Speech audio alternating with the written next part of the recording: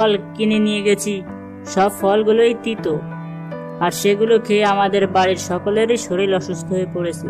কি পেয়েছিসটা কি তুই? টাকা দিয়ে তোর থেকে ফল কিনেছি কি মরার জন্য? আমি তো কিছুই বুঝতে পারছি না, এসব কি হচ্ছে। আমি তো কোনোদিনও এরকম করি নাই।